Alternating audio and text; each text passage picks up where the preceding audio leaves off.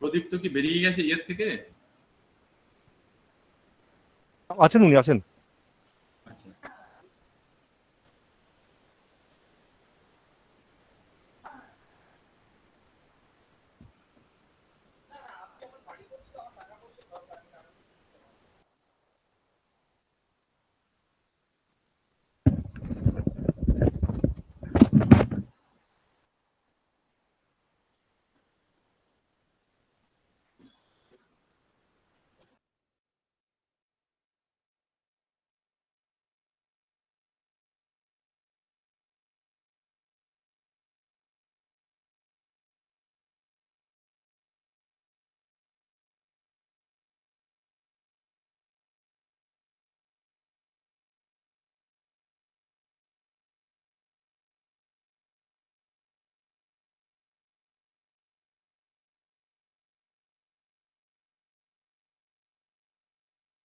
আচ্ছা, I'll join already. Okay.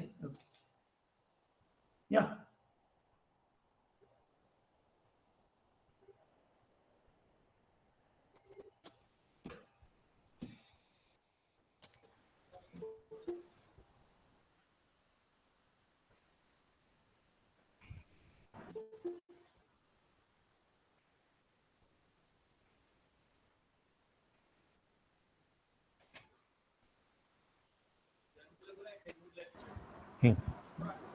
করো। Good morning, Mr. Ramachandran. Good morning, Dr. Purba. Good morning. How are you, sir? Fine, very good. Okay. Sir নমস্কার। Namaskar. নমস্কার। Namaskar.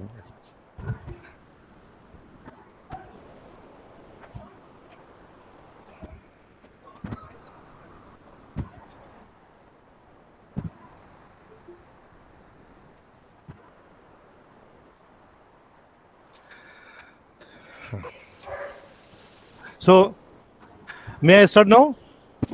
So, with due permission of our respected director, I would like to start today's webinar. As you know, on behalf of District Science Center Purulia, I would like to welcome all the participants of this webinar.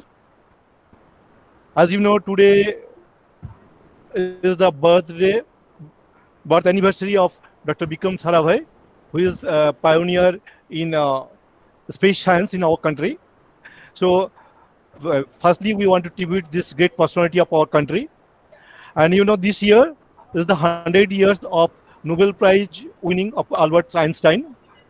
So, to tribute this, we are organizing 2 days webinar. And this is the first time we are going extending our program, and we have inculcated PK College Contai for this department, because they have eagerly want to join with us in this venture, and we have included them, and I am really thankful to the college authority for their unconditional support to organize this program and to reach a great number of peoples. And this program will be broadcast through our NCSM Facebook Live and our official websites and YouTube also. So those who will not be able to join with us due to our space limitation, they can just witness of our Facebook Live. They can join our Facebook Live. Very first, I would like to thanks with us. We have Mr. V.S. Ramachandran, Director BITM Kolkata, who is not only our director but our inspiration, and he has inspired me to he has given me an open chair to conduct this type of program, and for his unconditional support, I can conduct this type of program throughout the years. And to make this program successful, some stalwarts in this arena has given us unconditional support. One of such stalwarts is today's speaker, Dr. Manas Pratim. He is a science popularizer as well as a writer, and he is a good orator too. So I am really thankful to Mr. Manas Pratim for sparing his valuable time for our center, just to inculcate scientific temperament among the students of this rural area. And we have with us Dr. Bhupati Chakraborty, who is associated with our National Council of Science Museum since a long time, and a great inspiration for us. So we are really thankful to all these peoples and to PK College Contai for their unconditional support to conduct these programs. Now I am requesting our director, Mr. V.S. Ramachandran, to start his inaugural lecture. So I am requesting our director, please, sir. Hi viewers, good morning to all of you. I am very happy to participate in this program, webinar. It's a very great occasion, 100 years of Nobel Prize winning by Albert Einstein. You know that Albert Einstein, we always say when we talk about science, we talk about two figures, Albert Einstein and Isaac Newton. And Einstein is a very iconic figure, and I don't want to take much time. One or two things I will talk about Einstein. As all of you know that for photoelectric effect, he got a Nobel Prize.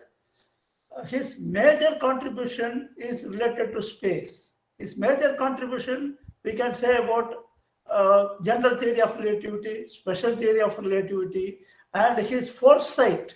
And I was shocked when I read something about Albert Einstein. He prepared, he used to take papers and go on writing theorems, equations, and find out what is the universe and how it is, what is the structure of the universe. And when he was trying to find out, he found out that universe is, infinite. And his famous quote I want to tell you, he always said, it is a beautiful quote, two things are infinite in the universe. One is the universe itself, and the second one is the human stupidity. That is what he said. And he was telling that I was sure about the universe, but I am not sure about the human stupidity. That was a great joke actually. But he did a lot of equations and found out that the universe is expanding. It is infinite. But when he did this, all his co-scientists were laughing at him and making fun of him. So he made some corrections, and then he made it universe is finite.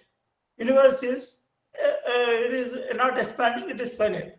But later he repented when Edwin Hubble proved that universe is expanding with his redshift.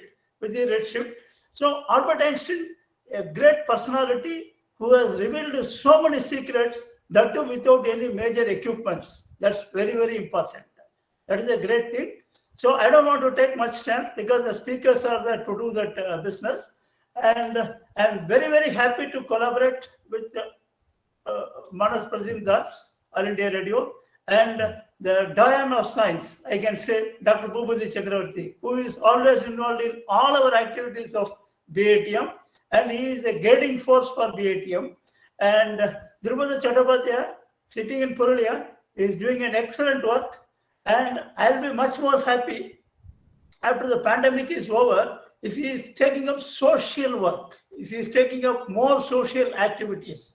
I'll be in a position to support as much as possible, and we will try to move forward. I already tapped some people, and we will try to do something for rural people. That's very important.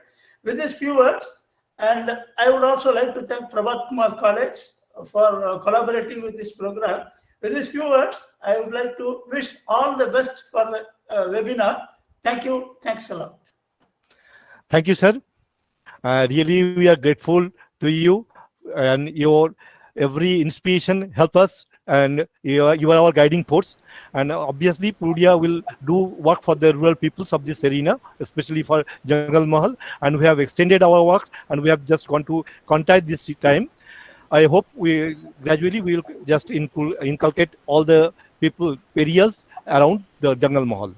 Now, I would like to request Dr. Manas Pratim Das, our guest speaker today, to take over the mic. Please, sir. Thanks a lot. To start with, it's a huge opportunity to present something on a platform offered by the National Council of Science Museum.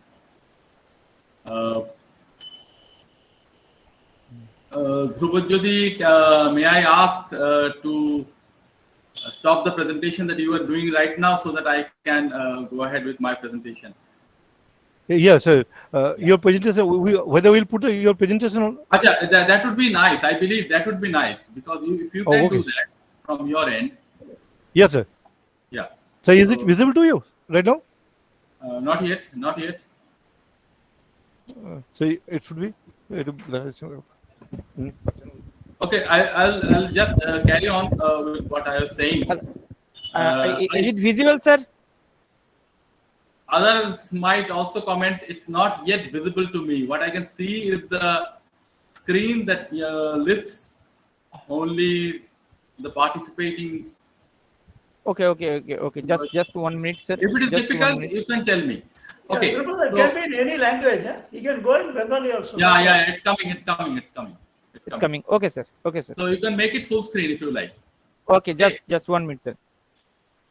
So Is it- I is had, it- Okay, sir.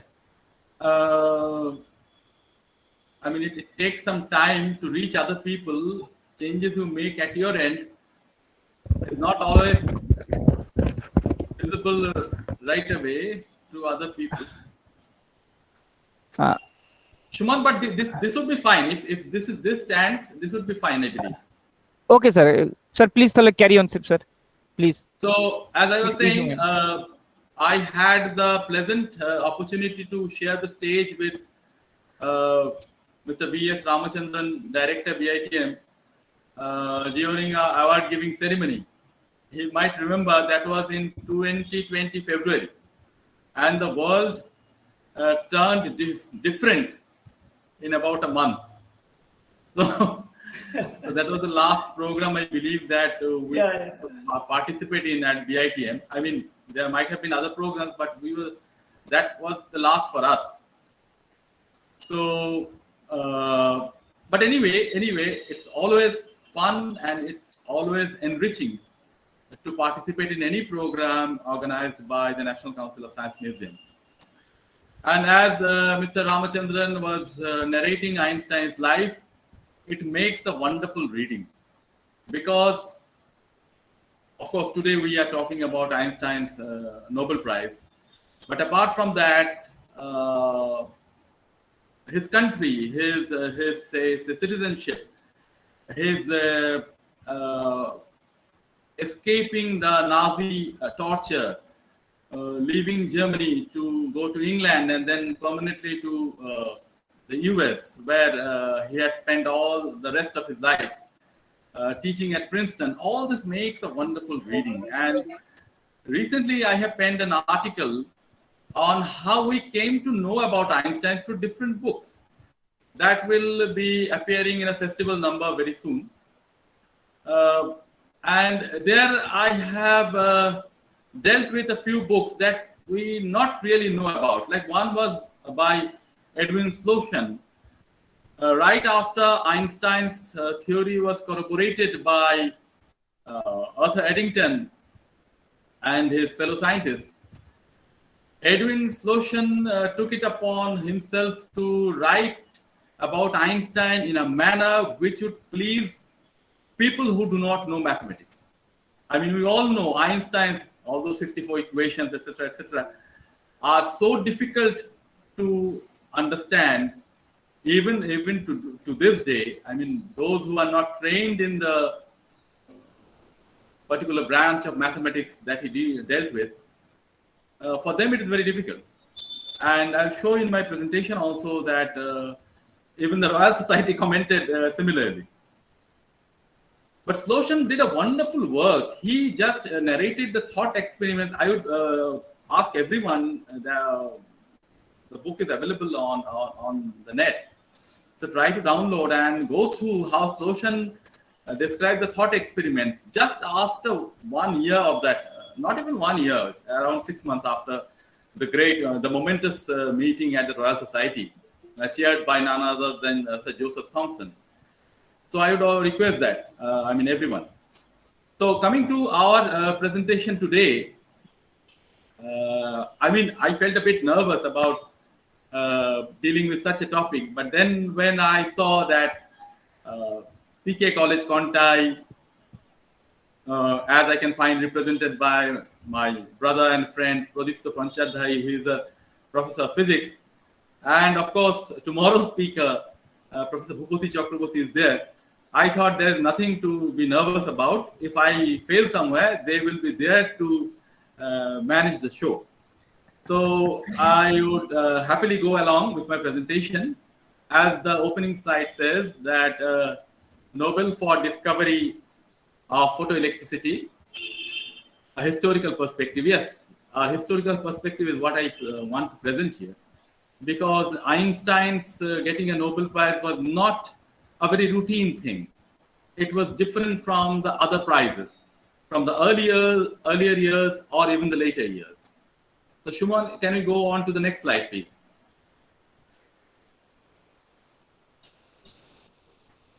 Next slide চলে এসেছিল I think Again, yeah, I can see that. Of course, I mean, as Einstein said that my two gurus are, one is James Clerk Maxwell and other is, of course, Galileo. And James Clerk Maxwell had set the ball rolling with his equations. Those equations we study at the honors level in physics. And those four equations actually hold a lot between them. It's not just simple equations. It tells a lot. If you can delve deeper into those, and the professors, I know they teach their students how to read those equations. But anyway, we won't go into that. We won't go into the derivations or the notations like that. We would just say that the equations, among many other things, said that the existence of electromagnetic waves moving at the speed of light, this is to be underlined, moving at the speed of light, and the conclusion that light itself was just such a wave, was one vertical coming out of James Clerk Maxwell's equation and his theory. Now, this actually challenged the experimentalist because he was a theorist primarily. The sound is not visible. Sound is not audible. Sound is not coming? Sound is not. It's coming now? So from our side it is okay. We don't getting any. We are getting clear sound, sir. Okay. Mr. Bandhavata, please take. Mr. Sound- Bandhavata, please take your microphone, please. Okay. So Maxwell challenged experimentalists to generate and detect electromagnetic radiation, because unless you generate that, how would you experiment with that? And if you are to generate, you have to detect that. So sound is very feeble. Now, if that it goes like that at one end it's audible, at other end it's not audible, what do I do? I think it is clear to all the participants. I think No. Mr. Bandhavata, please check it at your end. It is completely audible, clearly audible to all of us. I Yes, believe. sir. Yes, sir. we are running a three computers. They all are audible, sir. Subir বাবু, আপনি kindly আপনারটা and একটু দেখুন please. Sir, please continue, sir. Right. Thank you. I mean, these things happen on an online platform. It might happen, right? Now, the very first person to go ahead with this, to accept this challenge was Heinrich Hertz, as we all know, in 1886. And he actually devised something that could give us electromagnetic waves. I mean, electromagnetic waves, if there is a school student here, he might ask, or she might make a query, that can I suddenly make an electromagnetic wave? Just as I make a ripple in the pond. Sir, excuse me, sound is very feeble, sir. No, I think you have to do something with Mr. Bandhavata's acceptance, or I won't be able to continue. This is becoming- No, sir. Mr. Bandhavata, The sound is very feeble, sir. Sound is very. You put off the headphone, put on the speaker mode, and you will be able to hear, sir. I think your headphone is not working properly. please don't. It is quite audible. Everybody is satisfied. Please check your side. Don't. Sir, please continue. I mean, you please talk personally to Mr. Bandyopadhyay. Because we understand that he is facing difficulty, but that is not the real scenario. I'm talking to him. I'm talking. Please continue. Right. I'm talking with him. So if that kid asks how to generate an electromagnetic wave, can I do it in the way I do it in my pond? I drop a stone and ripples are created. No, that's a mechanical wave. For an electromagnetic wave to be created, you have to create disturbance not in the mechanical space. You have to create disturbance in the electromagnetic space, in the electromagnetic field that is surrounding us. And Heinrich Hertz did just that. In those years, electromagnetic field, electric field, these words were not much mentioned.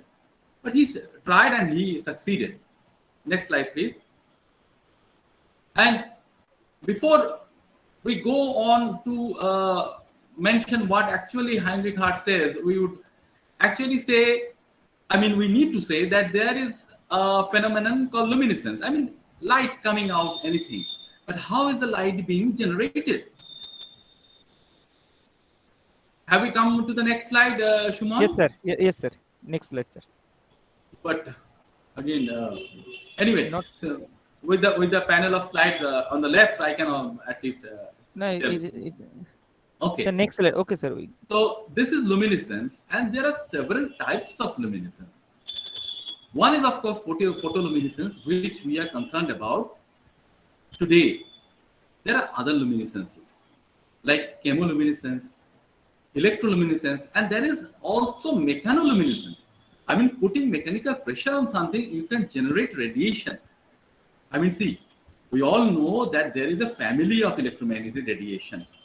The least energetic is the radio wave, and the most energetic is the gamma wave.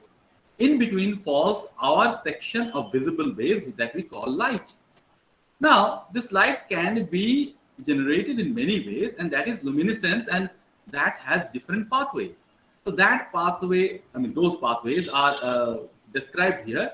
I thought if there is some student from some other stream, or as I said, since we try to popularize science in the best possible way, we always say that we must be able to tell them a story about science which is full of data and full of understandable facts. So that's why I have put up this slide, luminescence.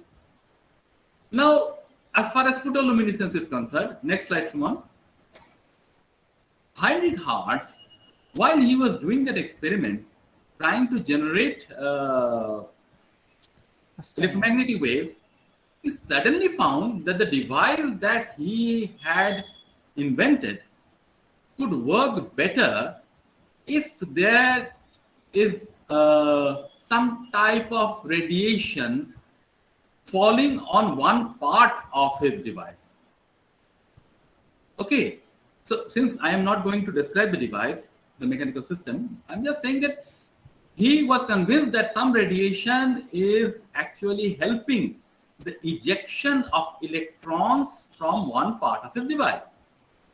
But he was not sure what type of radiation was that. Since he is a scientist, he wouldn't just say that, okay, it's nice, I found something new and I'm happy announcing it to the world. No, he tried to find out which part of the radiation is actually helping the ejection of electron.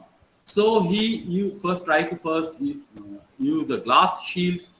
He saw that glass is completely shielding it. Then he used quartz. Quartz actually allows the radiation to go through. And with the quartz prism, he actually differentiated all the different sections of the radiation. And he found that the radiation that was really causing it was beyond the visible range. It was the ultraviolet. Okay. Next slide. Another experiment, a very simple experiment, was done by Hallwatch. Now, Hallwatch, as you can see in this slide, Hallwatch is photograph on the right. So Hallwatch, he actually used, in 3 parts. he actually used incident light to pull out electrons of the surface of the metal. Why are we talking about metals? Because only in metals we get plethora of free electrons. In other things, if you use wood, the experiment won't be actually happening. So, Hall watch, we are stuck in the Heinrich Hertz slide, if you want, or we want to go to the next slide with Hall watch.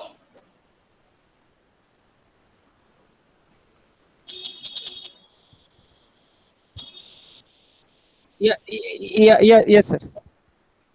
So, Next slide, sir.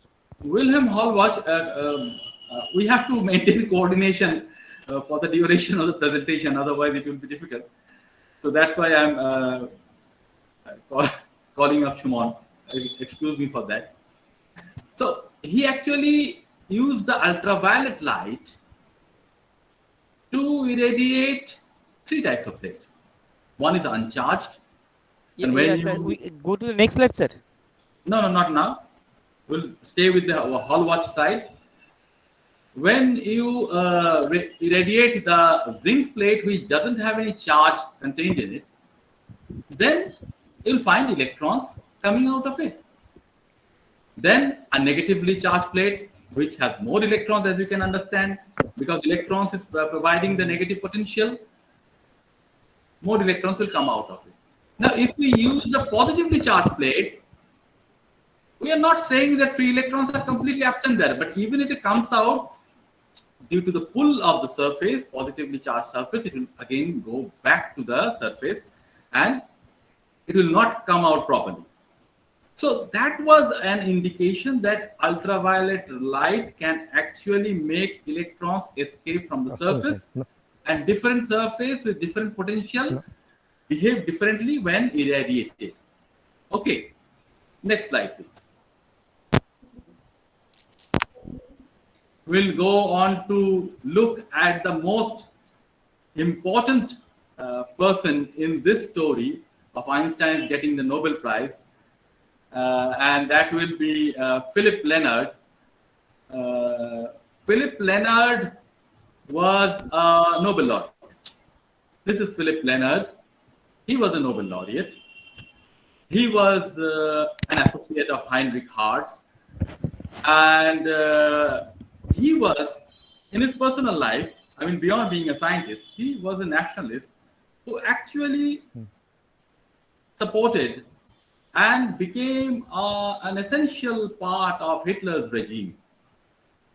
He was, as we call in the parlance of political science, he was a nationalist, quote unquote, a nationalist.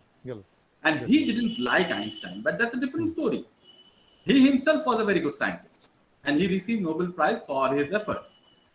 Now, as he worked with Heinrich Hertz, Hertz told him that why don't you go ahead with this thing, this irradiation and electrons being ejected out of a particular metal surface.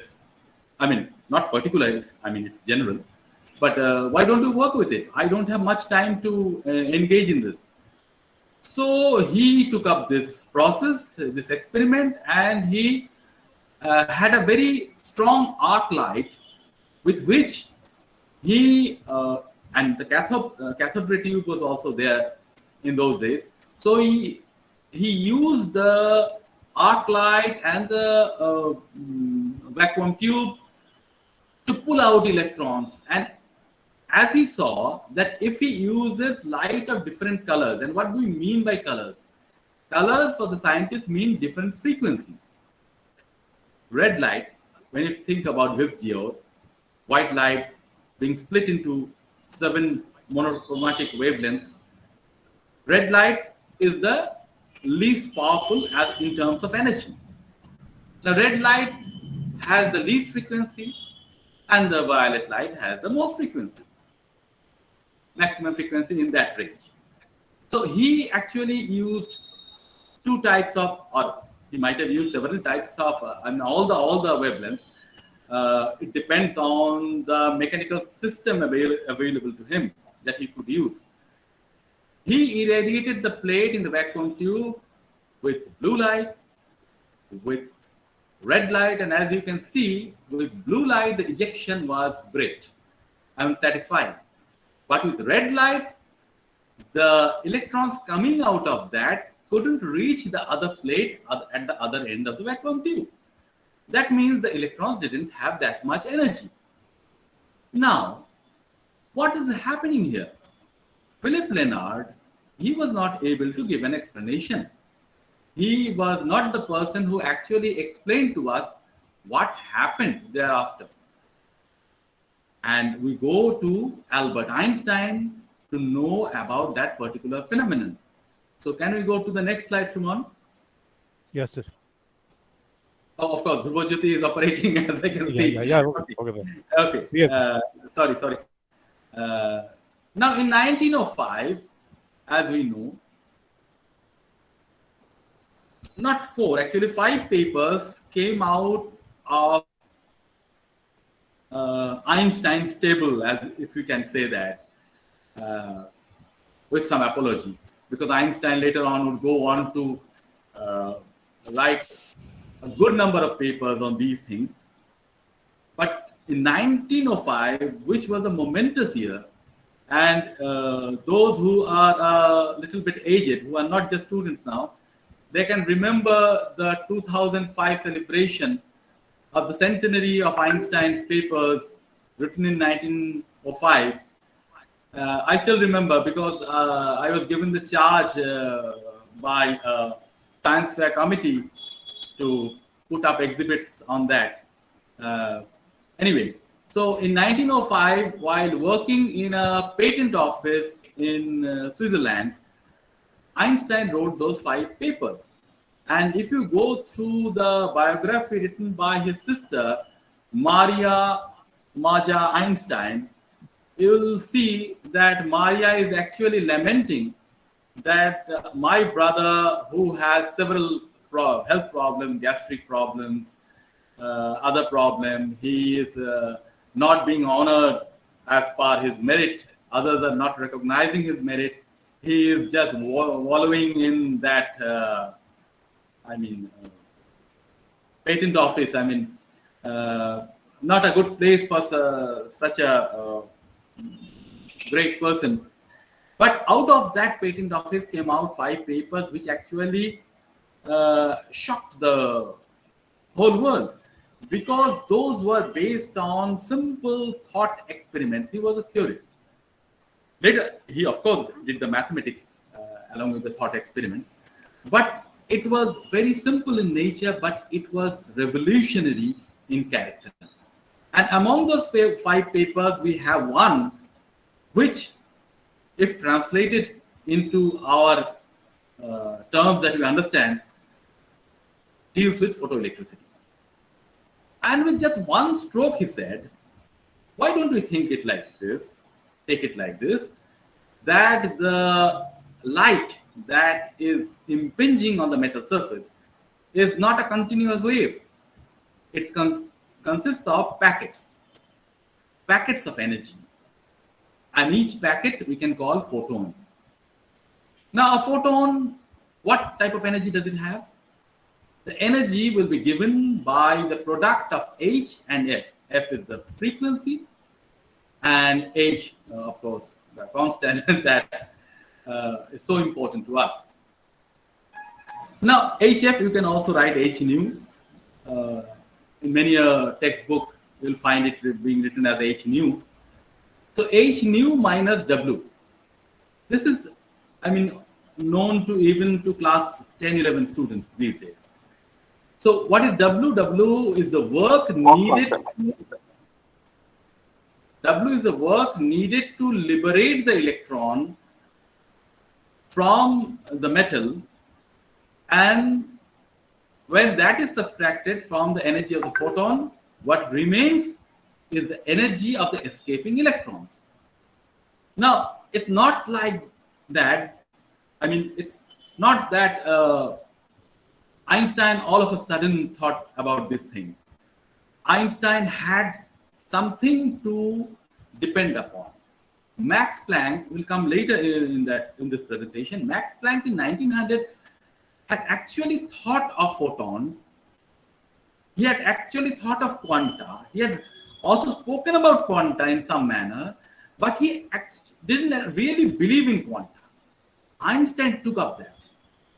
Took that theory from Planck. And remember, when Planck received the Nobel Prize, Einstein was one of the proposers.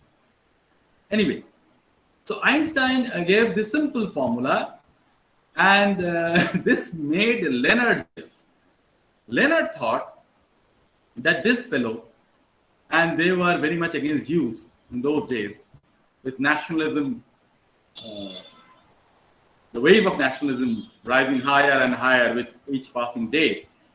It was a difficult time for Jews, and Einstein was a Jew by birth, and Leonard and others, Leonard, Stark, Paul Weiling, people like them, they hated Einstein for his Jewish identity. He said, this credit should have belonged to me, not Einstein. And you will find later that when Hitler came to power, he actually honored not Einstein, but actually Philip Leonard for all those works related to photoelectricity and some other related things. And he became one of the very powerful scientists in Hitler's Germany. Anyway, that was how it happened that Einstein gave a formula, E is equal to h nu or hf minus w, which is a very well-known formula these days. That gives us photoelectricity. All the solar power that we try to derive from the sun, that is also dependent on photoelectricity. But we will see, as Arrhenius had said, how photoelectricity is not limited to just solar electricity. It remains a base stone for many a thing, many an important thing. Okay, next slide, Vipajyoti, please. Yeah. Now, coming on to the political scenario, it was, as I said, very difficult for Einstein to live a peaceful life in Germany. At that point of time, the First World War has ended. Germany was not really in an enviable position.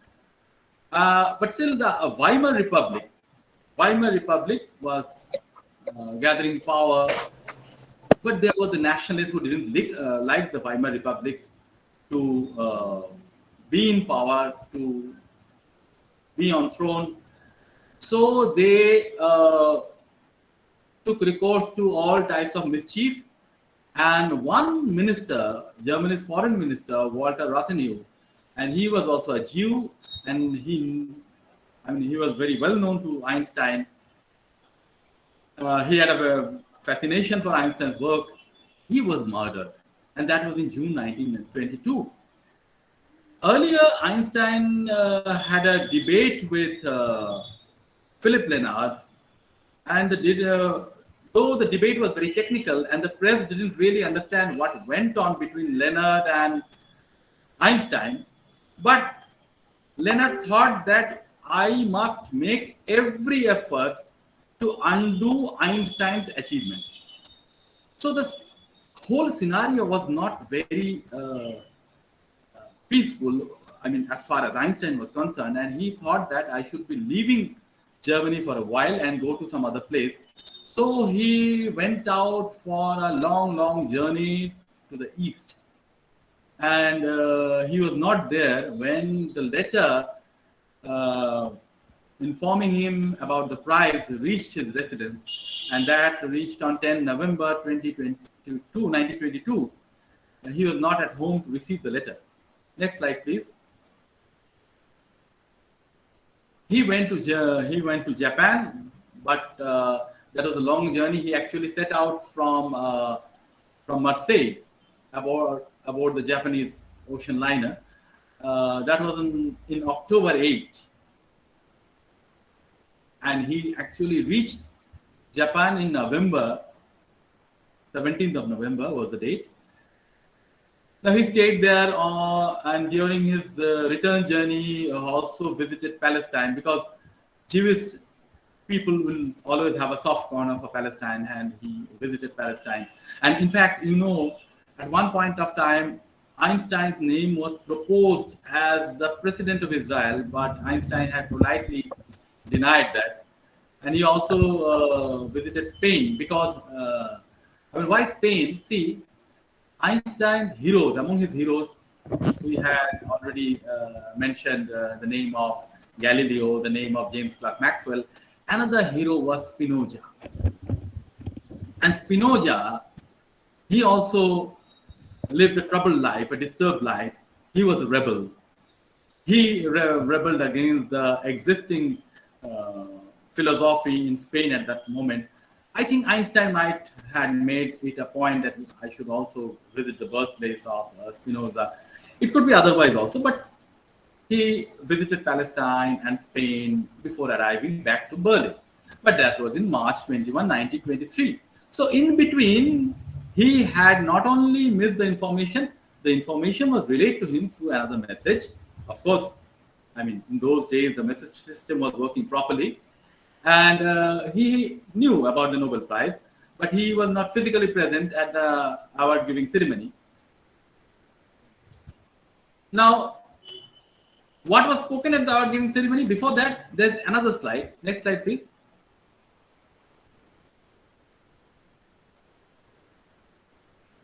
Yeah, is it on the screen? Yeah. So this lists the number of times that Einstein was nominated for the Nobel Prize, starting from 1910 to 1921, 22. In 22, he actually got the Nobel Prize. In fact, in 1921, no Nobel Prize for physics was awarded. In 1922, 2 prizes were awarded to Einstein for the previous year, that is 21, and to Niels Bohr for 1922. Now this slide is a very interesting slide, taken from an article written by Abraham Pais, who is the author of Einstein's unparalleled biography, Subtle is the Lord. It's a wonderful biography, Abraham Pais. But this is a different article written by Pais, and this lists who, in those years in which Einstein's name was proposed, who actually got the Nobel Prize. You see here in 1918, you will find Planck receiving the Nobel Prize, I believe, if I am not wrong. It's 1918. Yes, 1918 is Planck discovery, for his discovery. Now, all these years, the scientists promoting him or actually supporting his discovery said that he should be honored with the Nobel Prize, and they wrote in flowing language that without Einstein, the list of Nobel laureates would be incomplete, because if 50 years from now, people look at the list of Nobel laureates and they don't find Einstein figuring in it, they would call our time a shameful period. So Einstein need to get the Nobel Prize, but there were other factors. His name was proposed for the special theory of relativity, but the Nobel Committee said that we need to look further. We need more evidence of this, because as you know, a simple theory cannot win a Nobel Prize.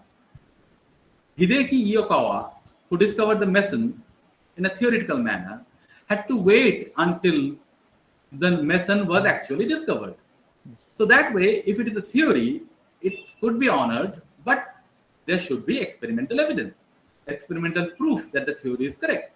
And that proof was given, for the general theory of relativity, that theory was given by Einstein, Arthur Eddington and his fellow scientists in 1919 during the solar eclipse, as I have already mentioned. But see the list. So many times Einstein was nominated, but he didn't receive a Nobel Prize. Next slide, please. Now, this was the Nobel Prize ceremony that took place on December 10, 1922. And in the presentation speech, Professor Arrhenius. Arrhenius was himself a Nobel laureate, but in the beginning, he was opposed to Einstein's theories. He didn't actually like Einstein's theories. But later on, we'll also find out how this happened, how this change of mind happened. He proclaimed in no uncertain terms that Einstein's law of photoelectricity has been tested. Tested by whom? The person he mentioned was the American Millikan, Robert Millikan. Robert Millikan got a Nobel Prize in 1923 for two things. One is finding out the charge of an electron and also corroborating the photoelectric effect. But this is 1 year prior to that. Arrhenius saying that Einstein's law, it's not a theory only. He is saying Einstein's law has become the basis of quantitative photochemistry in the same way as Faraday's law is the basis of electrochemistry. So see, he is not saying that a theory has won the Nobel Prize. He is saying a law has won the Nobel Prize. It's a law to be obeyed by, at least at that point of time, by every scientist who is working. Of course, in science, you can try to disprove any law, but at least as long as a law is not disproved, you have to go by that. So how did the word law come up onto Arrhenius' lips? That is also again a story. Next slide, please. There was another fellow, very interesting fellow, Alvar Garfstrand. He was a very, brilliant person. He was very good. He was a physician. He was very good at his work with optics. And he was, in 1911, I believe, if I'm not wrong, it was proposed that the physics Nobel be given to him for his work on optics. But at that very point of time, the physiology or medicine section has decided to award him a Nobel Prize for medicine or physiology. So he said that I would rather accept the physiology Nobel. So at the same time, it is said, and it is rightly said, that Garfstrand was the only person in the history of Nobel Prize who denied and received the Nobel Prize. This is interesting because in the very same year, it was proposed that a physics prize be given to him. He said, no, I would receive the physiology prize or the medicine prize. So he is the only person in the history to have denied the prize and at the same time received the prize. This is interesting. Now, he didn't actually understand Einstein's mathematics. Because see, 1.79 deviation that actually Arthur Eddington had discovered was so small. He thought this must be experimental error. And he said that these are below the limits of experimental error. And Einstein's theory can never be actually proved. So he was thoroughly against Einstein's theory of relativity. And since he was a very powerful person, see, in the corridors of power, in the corridors of institution, not much science works. You might find a scientist very promising, but at the end of the day, when his theory reaches the corridors of an institution, which is to give him honor or not give him honor, there something else works, not science always. So Garfstrand was a very powerful person, a very influential person, and he was given the charge of writing an evaluation paper for Einstein's work, and he right out rejected it. He said, no. It is not worth the Nobel Prize. We should not be taking much interest in that. And so Einstein's name can be set aside. Next slide, please. And if you have read this book, this was released in 2001, The Politics of Excellence. Because see, when we study science, since we call ourselves science popularizers and to some extent historians of science, we try to look beyond the equations, beyond the proceedings in the laboratory. We try to understand what happened during that time in the political sphere, in the social sphere, because without that input, your knowledge is not complete. So you must try to understand what were the influences on the researcher, what were the influences coming from several sources, and that makes a whole story. And that is essential. See, Thomas Kuhn, if you go through his epoch-making book, The Structure of Scientific Revolution, that would tell you that several things actually come into play when a particular theory is really established, dethroning an earlier theory. So you have to take into account all those things. Garfstrand somehow was not very happy to award Einstein the prize, and he possibly said to one of his close associates that whatever the scenario, whatever is it, Einstein must never receive a Nobel Prize. Had it come out from the mouth of some nationalist in the German heartland, we wouldn't have been surprised. But Garfstrand, why did he say such a thing? But that has been discovered by Robert Mark Friedman from a diary that he actually dug out. And this has been narrated in The Politics of Excellence, a wonderful book that came out in 2001. And the Swedish Academy of Sciences awarded no physics prize even in 1921. This was Garfstrand's handiwork. We might ask, why didn't they listen to Sommerfeld? Why didn't they listen to Bohr? Why didn't they listen to Max Planck? This is peculiar. This is peculiar turn of history. And this is inexplicable. They could have listened to these stalwarts, these giants of science, but they stuck to Garfstrand. Next slide, please. Now, once again in 1922, when the opportunity came, Garfstrand was again given the responsibility of telling whether Einstein is right or not, whether Einstein is a fit person to be awarded the Nobel Prize or not. Garfstrand again similarly axed relativity. He insisted that the question of the special and general theory of relativity's justification is a matter of faith. What nonsense is faith? Einstein didn't say that you have to believe this. Einstein, even at one point of time when Philip Leonard and his associates brought out a book titled 100 Authors Against Einstein, that was in 1931, much later. When the book was out, Einstein was amused. Einstein said, okay, I understand. But this is amusing. Only one author would have been sufficient to disprove my theory. Why 100 authors? So Einstein believed in the spirit of science, that if you have the apparatus, if you have the way, if you have the method, you can disprove my theory. Or if it is like that, my theory is proved. If it is otherwise. So Garfstrand saying that this depends on faith is utter nonsense. Again, this was something that was in the air, something against the Jewish people, and Einstein being a Jewish scientist was not very popular to all of the people staying whether in Sweden, in Germany, or Switzerland. I mean, Switzerland was a relatively better place for him, more peaceful place for him, and that's why he didn't.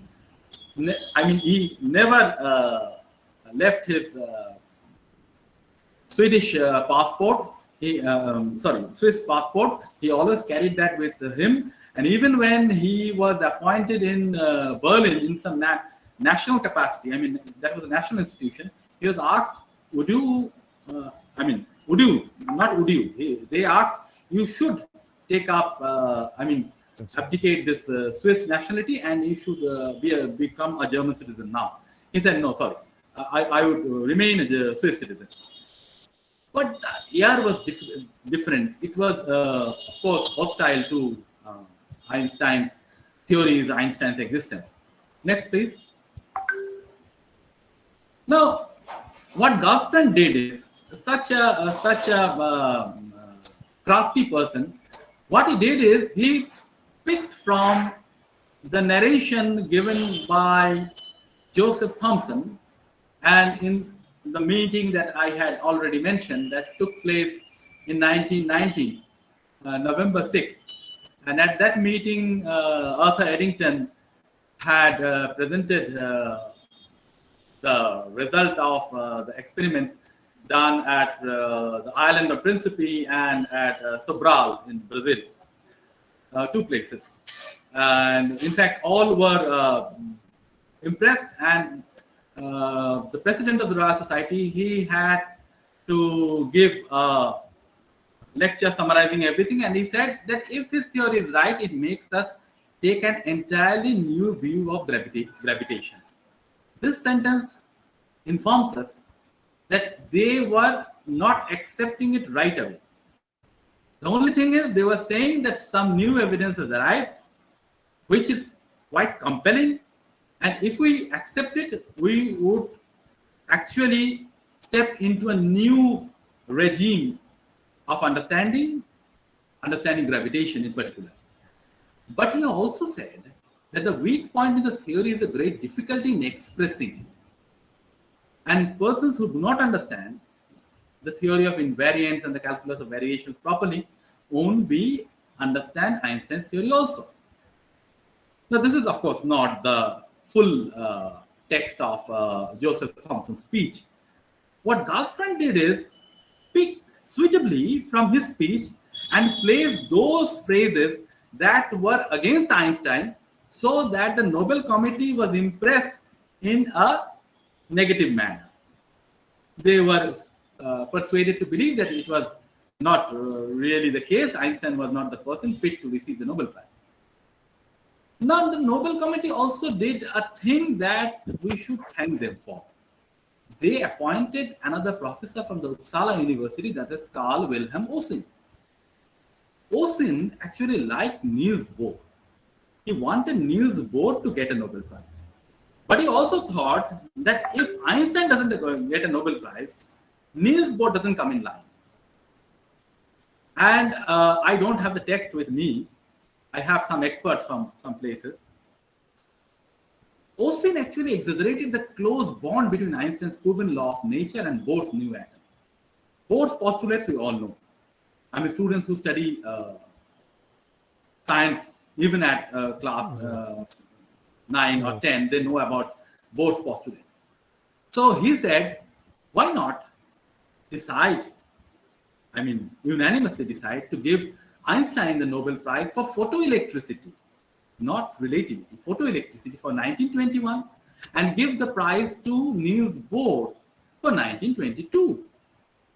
So that actually convinced the Nobel Committee, and the prize was awarded to Einstein, and 2 Nobel Prizes for physics was given in the same year, in 1922, one for the previous year and one for that particular year.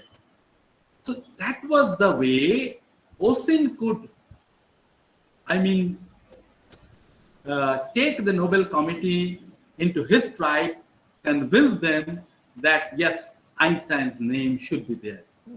Otherwise, he would be, it would sound funny that in 1918, 3 years after Einstein had published the general theory of relativity, Einstein said to his wife Mileva, with whom he didn't live a very happy life, and they had separated. There was a divorce. And since Einstein was supposed to part with a good deal of his properties, Einstein also had promised to Mileva that when the Nobel Prize comes, it will be coming very soon. He was confident it will be coming very soon, and all the prize money would be given to Mileva. Do you know? Finally, when the Nobel Prize money came and Mileva received the whole amount, what did he do with that? With the lion's share of the prize, he actually purchased a huge apartment in Zurich, and he with his son lived on the 3rd floor of that apartment. The other floors were hired by other concerns, and with that money, Mileva actually lived a very happy and luxurious life. So that was the way it happened. But Einstein was very confident in 1918 that, okay, if the Nobel Committee had said that the special theory of relativity needs more proof, more evidence in its favor, general theory of relativity will be proved very soon, and I'll be getting the Nobel Prize.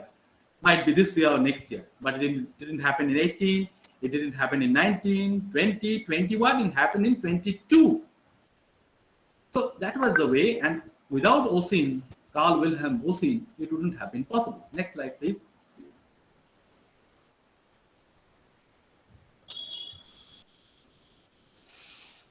Yeah. So this is the paper from Albert Einstein in 1905 on a heuristic point of view concerning the production and transformation of light. He didn't use the word photoelectricity in the title of his paper, of course, but what comes out, of course, is photoelectricity. Next, please. But photoelectricity needed more soundproof. And who provided the proof? It was another young fellow, Arthur Compton, doing his experiment with X-rays.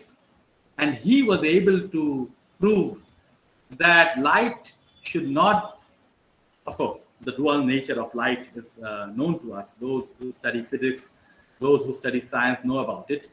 But Compton insisted that with my experiment, I have proved that light or this electromagnetic radiation is not a continuous wave. It consists of photons that was spoken by Max Planck. And his paper was submitted in 1922 and it was published in May 1923. See, 1923 was another important year. In the next slide, you'll see. Arthur Compton had proved it, given sufficient evidence in favor of photoelectricity. And in 1923, what happened is this. Next slide, please. Robert Andrews Millikan, with whose proof Einstein was supported, and Arrhenius mentioned his name, that was the American Millikan.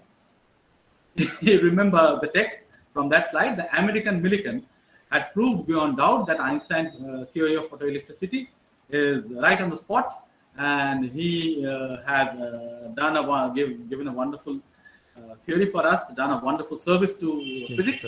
So that was Robert Andrews Millikan, and he received the Nobel Prize in 1923 for two reasons. One is for his work on the elementary charge of electricity and on the photoelectric effect, of course. So, while giving the presentation speech, he mentioned Arthur Compton. See, the year is 1923. In that very year, Compton's paper was published. And while giving the Nobel presentation speech, Robert Millikan mentions the name of Arthur Compton, who had actually proved beyond doubt that Einstein's theory is flawless. It's absolutely on the dot, and it gives a very good, if you want to say that, quantum mechanical explanation of this theory of photoelectricity. Robert Millikan also mentioned that in 1923, but that was in the following year. Now we are coming to the end of our presentation. Next slide, please. See, even though we have Einstein's name on the list of Nobel laureates, we keep asking, shouldn't have Einstein been awarded Nobel Prize for theory of relativity? I mean, that's a different story altogether, because as we have seen, that the dynamics at the Nobel Prize Committee is different from the dynamics of science. And what Abraham Pies said, and he also raised this question, he said, is photoelectric effect worth the Nobel Prize? He also answered it. He said, yes, it actually brought us into the realm of quantum mechanics, into the age of quantum mechanics. It transported us. And that was the only question apart from Planck's formula. Planck's formula is here. Students who study physics at the honors or pass level, they know about Planck's theory formula. What is this formula for? This is for a black body, not a black hole. I believe if school students are here, they won't confuse it with a black hole. Black body is a body that can emit all types of radiation when heated, and it can absorb all types of radiation as well. But what would be the distribution of energy? I mean, depending on the particular frequency or the particular temperature. That was given by Max Planck, and that is here. Abraham Pais said, see, this is the only other equation that keeps the constant h there. And this is the only other verifiable equation of quantum mechanics at that point of time. And so Einstein is, the photoelectric effect, or the equation for photoelectric effect, or the explanation for photoelectricity is a very good candidate for Nobel Prize. The next slide will tell you more, and this is what is most important. You know, and Abraham Pais has informed us that even after giving this equation, Planck didn't believe that there is a photon or something like that. Okay, oh, this is not the year. This is a simple slide. On to the next one, please. Yes. In fact, Planck, along with many other leading physicists, they didn't believe that photon was a reality. See, Planck has actually started the quantum story in 1900. Bohr had taken it further with his postulates. Bohr had given us the orbits of revolution for the electrons, the permitted orbits, quantization.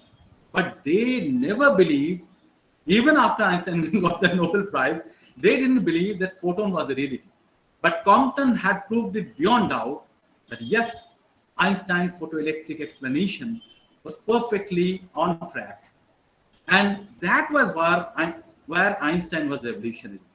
And Abraham Pais says that there is no doubt that photoelectric effect was a revolution. We might still lament that Einstein should have got a Nobel Prize for the general theory of relativity or the special theory of relativity. But given the circumstances, given the hostility against Einstein, given the political scenario, given the explanation forward by Garfstrand, who was a very influential person, given everything, the lone Nobel Prize for Einstein was all that we have. And see, photoelectricity, we might try to minimize its importance. We might try to push it aside. It's not a very important thing. General theory of relativity is much more important. But Abraham Pais has given us the justification why it actually deserved a Nobel Prize, and it actually got a Nobel Prize. Next slide. So that is all I had to say about Einstein's Nobel Prize that he received in 1922, along with Bohr, of course. And have we come to the Thanksgiving slide? Rojati sir? So that is all I had to say. I had to communicate to you. I tried to make this presentation as simple as possible, keeping in mind that there might be students from different fields, not only physics. It could be from biology. It could be school kids participating in such a seminar, because BITM seminar holds a very special place for all of them. Not BITM, of course, this is NCSM. I mean, we are now connected to the District Science Center, Purulia. And of course, the PK College of Contai has extended their hand, their helping hand in hosting this seminar. And I am very, very happy to be part of this. Thanks everyone who have hosted this. Thanks everyone who have listened to it. And now I wait for the feedback. Now I am requesting Mr. Pradip Babu of PK College to kindly give vote of thanks on behalf of District Science Center Purulia and PK College, because we are the co-organizer of this program. So please, Pradip Babu. Yes, sir. Am I audible? Yes, sir. You are quite audible. At first, going to the before going to the vote of thanks session, just Manas mentioned that he is waiting for feedback. So I asked mainly the students. I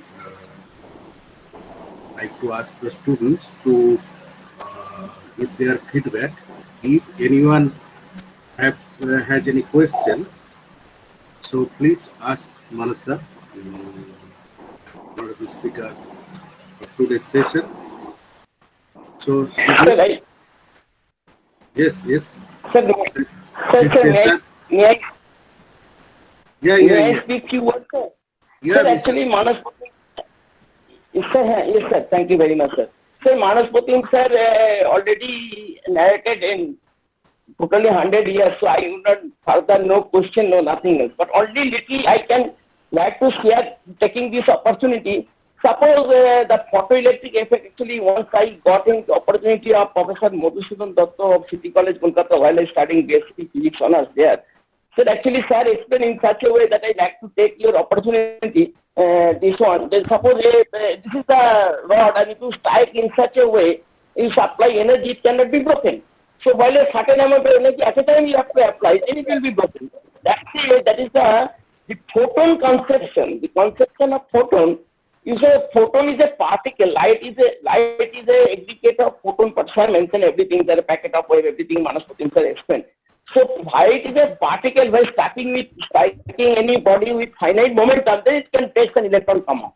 That is the main aspect of the photoelectric effect, sir, that I like to share with you. And sir explained another thing that it is a photon particle while striking, it is an electron negatively charged particle, that is different bodies have taken positively charged, negatively charged, negative charge, negatively electron emitted. Sun explained everything. So only that is another experiment carried out. Sun displayed that one. In narrow tube, the cathode ray and anode, and then light falls on it. If the electron come out, then the circuit completed, the light flows, something like that. That is another aspect of the emission of electrons. The light falls on the. Another thing I like to mention, that is Sun mentioned the metal. Well, the metal ultraviolet, in case of metal, ultraviolet is required. But if the alkali metal is light only. That is about. That's much, sir. Thank you. Okay.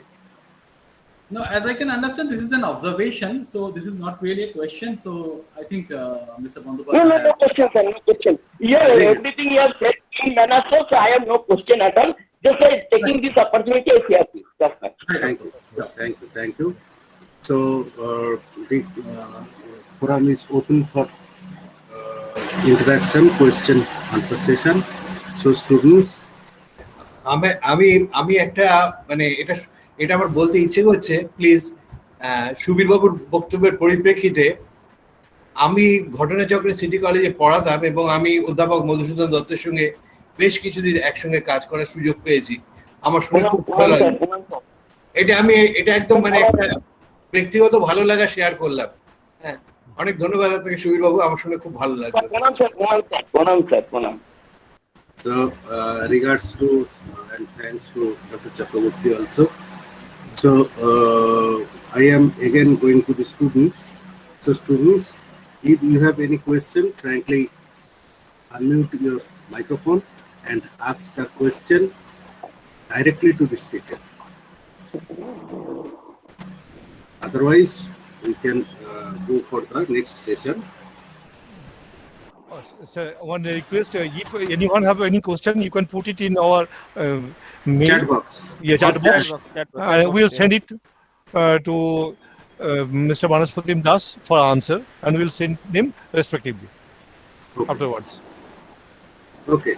So as sir has mentioned, if you have any question, then you can drop it at the mail of the Purulia Science Center.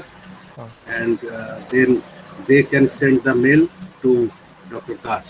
Yeah, along with their email ID, so that we can send the answer to them. Yes. Yes. So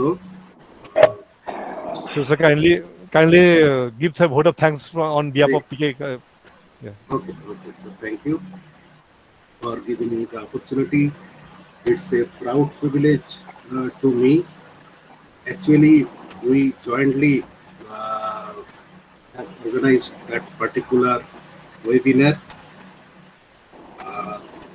to celebrate the 100 years of Albert Einstein epoch-making work, Nobel Prize winning work, and the inaugural speech was given by Mr. Ramachandran, Director, EITM Kolkata, and Day one, the speaker was Dr. Manas Pratim. He delivered his speech already. So for Manas I am really an admirer of him.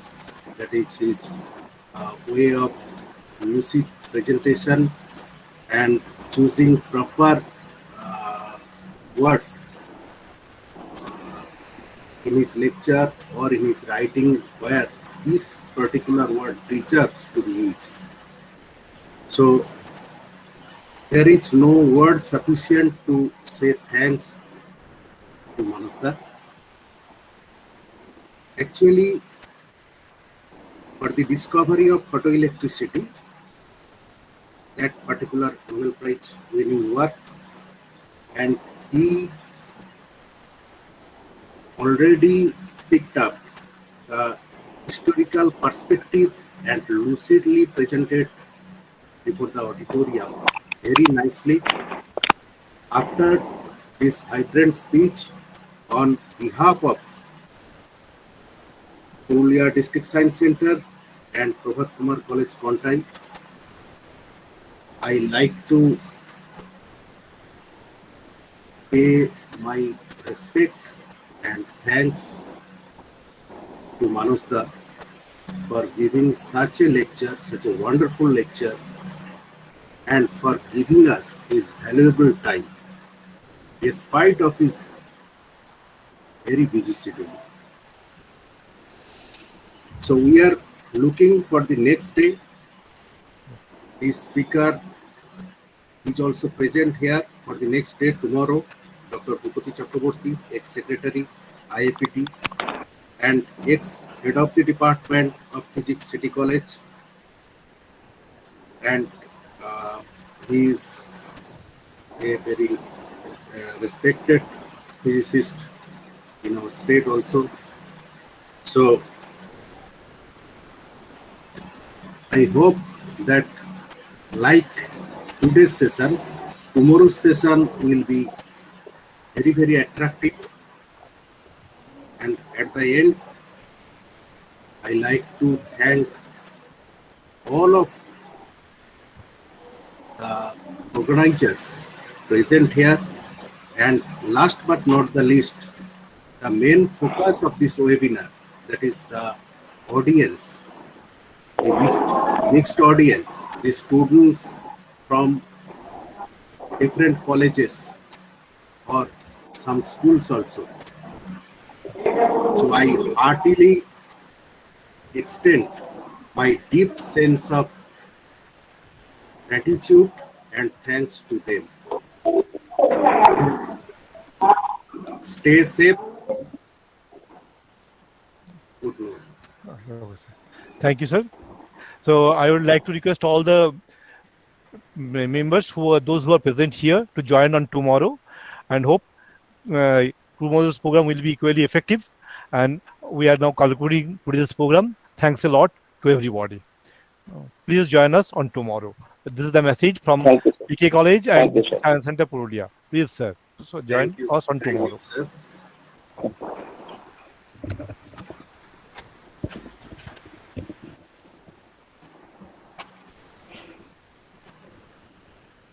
But actually, I have no exam